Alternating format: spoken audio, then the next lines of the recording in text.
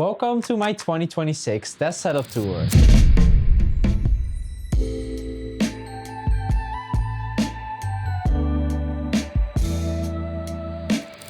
So I've been building my dream desk setup over the past couple of months, and I thought it would be high time to do a desk setup tour so that you can maybe take some inspiration from it, or at least enjoy the aesthetic B-roll shots I've done my very best to create. So starting off with the base of this entire setup, the desk, I really wanted to switch to a standing desk this time around as my posture was starting to make me feel like an old man, and I'm happy to report that this standing desk has actually helped with that. This is the Standing Desk Pro from Oakwood, and it ticks off the three most important boxes for me. First of all, it needed to be a standing desk, which it obviously is, but this one actually works together with an app on your phone so that you can actually set pre-saved heights to this, and you can then move the desk to one of these preset heights with a tap of this lever. It also needed to be incredibly sturdy because I've had desks before that would wobble all the time, and since I'm filming a lot of content at this desk that would show up on camera, so a sturdy desk was an absolute essential for me. And my last requirement was that it needed to fit this space perfectly. So what I did is that on Oakwood's website I completely customized the dimensions of this desk as well as where the cable management grommets are placed. So in the end I think I ended up with a 1.7 meter length and a 60 centimeter width and a large cable management grommet in the center. But yeah, it's pretty safe to say that I'm really happy with this desk, and although this video is not sponsored by them, they did send out this desk to me, and I'll leave a link to their store along with all the other products from this setup in the description. Now for the monitor on top of this desk, I'm using the Studio Display from Apple. When the Studio Display 2 launched, Apple sent this one out for me as a review unit, so I do have to send it back eventually. But honestly, I've really been loving this monitor as the color accuracy between this display and the display on my MacBook is just insane, and that's really come in handy when color grading my videos or editing my photos, for example. I also don't really mind that this monitor only runs on 60 Hz because I'm not really gaming on it, and all the footage I'm editing has a maximum of 30 FPS. So yeah, having a 120 Hz screen wouldn't really be noticeable to me. Oh, and I know I'm gonna get this question a lot, so in case you're wondering, this wallpaper is from my Panels Live wallpaper pack, and it's actually also available as an animated version for your iPhone. So yeah, I'll leave a link to it in the description. I've always used desk shelves in all of my setups as I just love how it adds a little more dimension to the overall setup, as well as add a little extra storage space for things like a desk tray without making the desk feel all too cluttered. On top of my desk shelf, I've also added a few accessories like this fake IKEA plant, which I'm sure you've seen a million times, a scented candle, and an Apple Watch. But the main attraction here is this MagSafe iPhone stand, which is also from Oakwood, and I'm using this to display something you probably haven't seen before. This is an app that lets you turn your iPhone into a control panel for your Mac, and I guess it kind of works like a Stream Deck as you can also completely customize which apps show up here. And yeah, I just love using this when working. The app is called Chalklift, it's completely free and you can download it on your Mac and iPhone right from the App Store. Underneath my desk shelf, I've also got some accessories. So on the left side, I've got this little cable organizer from Oakwood, which helps keep my desk clean from any cables going anywhere. And I've also added this little USB-C cable here, which is connected to a power supply so that I can kind of use this as a charging station. And on the right side, I've got this metal/cork desk tray from GrowthMate in which I keep a few of my essentials, like my SSDs, a few cables, and some pencils. You're probably also wondering where I got this desk pad from. I first saw this one in a video of my buddy George, and I was instantly obsessed, so I actually bought 3 of them. They are from a company called KB Defense, I believe, and they sell a bunch of really cool designs, but they're actually not just super aesthetics, they are also of extremely high quality. And one thing that I really like with these is that they instantly stay flat on your desk. So when you roll them out for the first time, there aren't any corners peeling up at first. I personally mainly bought these to add some visual interest to my videos though, as I also really loved using the leather desk pad I was using before this from 12 South, which definitely made the space look a lot cleaner. But yeah, for now I'm really enjoying these. By the way, the main workhorse behind this setup is the M5 MacBook Pro, and I absolutely have no complaints here. It handles everything I do extremely well, and I can easily edit 4K log footage on here. So yeah, definitely would recommend, but I guess that isn't a surprise. But when I'm working, I do use it a little differently than you might see elsewhere, as I don't use a separate keyboard and mouse with it. I just have it opened on my desk and then connected to my monitor, and then use the built-in keyboard and trackpad it comes with. I mean, after all, this MacBook has a gorgeous display built in, in, so not utilizing it and putting it in clamshell mode actually feels kind of wrong. Plus, I really don't know how people just use one monitor because I'm actually running out of space when I'm using two. Now for the headphones I use with this setup, I've been rocking the AirPods Max 2 recently. This is also a review unit from Apple, but I've honestly been really impressed with the noise cancelling on these. Like, I seriously had instances where my family was talking to me when I had these on and I did not hear them. I haven't tested these out on a flight yet though, but yeah, this already seems pretty promising, so more on that soon. But at the moment I don't really have a place to put them, so one thing I might add to my desk later is a nice headphone stand. I've seen that Okiwood makes these as well, so I might just grab one of those. Now this entire space is also meant to make creating content super easy for me, and we're obviously not using the overhead lights for this, so I've created this filming setup which is ready to go whenever I need to film. And by the way, if you do use overhead lights in your setup, please stop, because we don't believe in that in here. So this setup consists of a monopod which I mounted a Moment MagSafe mount to, because yes, I do shoot everything on iPhone, including the video you're watching now. And for lighting, I'm using two Amran 150Cs, one of which is connected to a huge 120cm